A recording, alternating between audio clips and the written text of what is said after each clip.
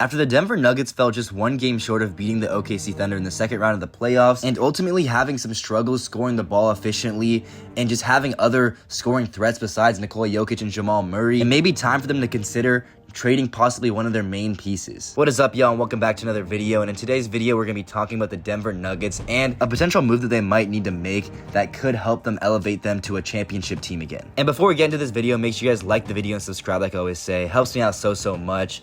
And, you know, just want to grow every day. Thank you guys for the love on the last video. It went crazy. It was a 1 out of 10 on my YouTube studio, so appreciate you guys for that one, and let's get into it. So from a couple of weeks ago, I saw a tweet from NBA Central saying the Denver Nuggets are the favorites to land Trey Murphy III, and this is per Bovada official. We got other teams like the Pacers, the Spurs, the Pistons, the Clippers, Lakers, Heat, Raptors, Celtics, and Mavericks, and I kind of kept this tweet bookmarked in case I ever wanted to come back to it, and I feel like right now is a good time to talk about it because I feel like the Denver Nuggets haven't made any big moves so far in the offseason, and I feel like the Trey Murphy trade rumors have kind of died down as well, and I feel like this could be a perfect match for the Nuggets because Michael Porter Jr. is a good player, but I feel like Trey Murphy III can just elevate their team just that extra step because Trey Murphy III, in my opinion, is one of the most underrated players in the league, and if he was fully healthy this last season, we would have saw. But if you ask me, Trey Murphy III is my leading candidate for most improved player next year. I feel like he's going to go off, average in the mid-20s. I mean, he's a beast. And looking at his stats, he's basically a walking 21, 5, and 3 guy. And he scores at a relatively efficient level as well, mid-40s from the field and mid-30s from the 3. And he's always been this tough. He just happened to be behind Brandon Ingram and Herb Jones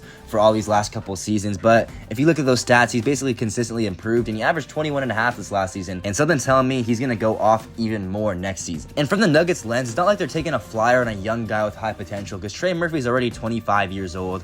He's basically should be smack dab middle of his prime right now, and I feel like you could sacrifice someone like a Michael Porter Jr. for Trey Murphy III because you're getting more versatility from Trey Murphy than you are from Michael Porter Jr. Michael Porter Jr. at this point of his career is just a three-point guy. I mean, he also can drive sometimes. He likes taking a lot of jump shots, but I feel like Trey Murphy III can get to the rim, attack the rim well. He also has a good shot on him, and I feel like he can just do more than catch and shoot. Obviously, Michael Porter Jr. is a really good, efficient shooter, a great three-point shooter, but I feel like Trey Murphy III just gives more versatility there. And after Michael Porter Jr.'s disappointing playoff run this last season, you know, it raises questions for him if he's going to be a consistent playoff performer going forward. And yes, I know Michael Porter Jr. was dealing with an injury. He had a big thing on his shoulder during the playoffs, but still, it's just too big of a risk from the Nuggets' perspective. Michael Porter Jr. has been dealing with injuries his whole career, and if you have a chance to take a risk of going after Trey Murphy III and just having to sacrifice Michael Porter Jr. for that, it's definitely a risk you should take. And if you think about it, Trey Murphy next to Nikola Jokic could just be an insane,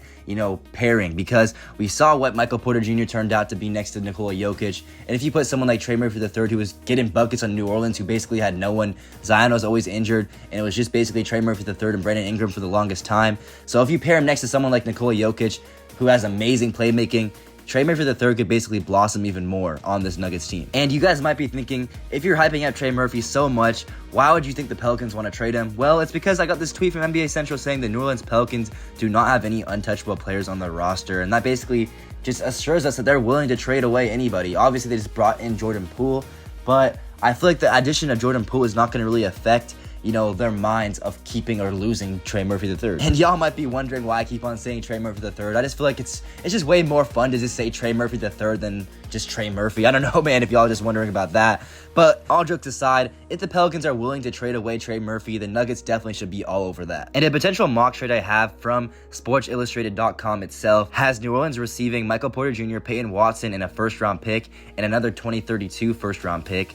And then Denver will receive Trey Murphy and Kelly Olynyk. And Denver's not necessarily giving up too much here because they're giving up late first-round picks in the 2030s. They're not really worrying about that right now. They're trying to capitalize Nikola Jokic's championship window. And the Pelicans, in return, get Michael Porter Jr., who they can hopefully, you know, get some value out of.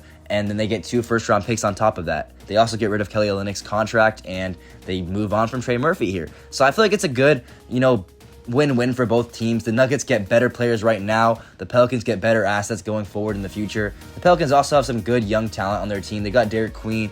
They got Jordan Poole now. They have Zion still, who knows what he turns into. They also got Jeremiah Fears. So they actually have a good, young, talented roster. And these first-round picks in the 2030s could actually, you know, come back and help them a lot. Because the Nuggets could be bad in 2031 and 2032. So we'll just have to see how that turns out. And it's kind of funny because Trey Murphy's actually older than Zion by a whole year. So technically they're still staying young with Zion and basically trading away some players who are right now in their prime. And they get 2 first-round picks for it. So it just makes a lot of sense for both teams here. But yeah, y'all, let me know down below what you guys think about this. Let me know if you guys think the addition of Trey Murphy helps the Nuggets out a lot. And let me know if you guys think this helps the Pelicans out too. They basically get rid of one of their good players, but they get some good value back. And they still get Michael Porter Jr., who's a good player. He's not like Michael Porter Jr. is a scrub or anything. But it also gives them a chance to maybe try to develop Michael Porter Jr. even more. Obviously, he's in his mid-20s as well, but Michael Porter Jr. has never been on a team where he's taking the most shots, and he could, have that opportunity if Zion goes down with injury again. But yeah, let me know down below in the comments what you guys think. Make sure you guys like the video and subscribe like I always say. It helps me out so much. And yeah, we out.